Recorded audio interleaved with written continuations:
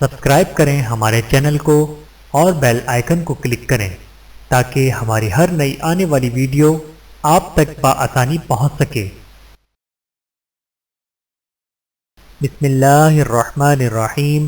السلام علیکم ورحمۃ اللہ وبرکاتہ۔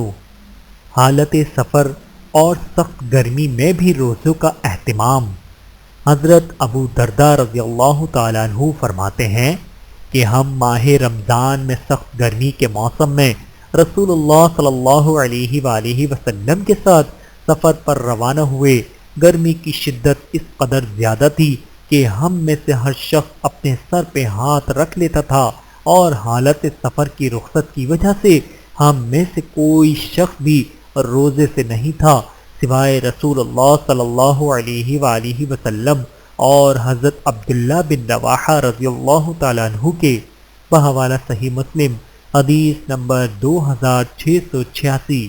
اللہ تعالی ہم سب کو احادیث مبارکہ پر عمل کرنے کی توفیق عطا فرمائے، آمین ثم آمین۔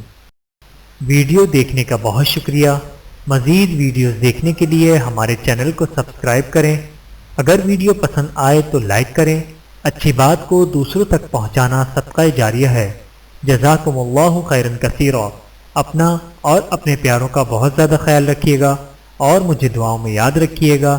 Take care. اللہ حافظ۔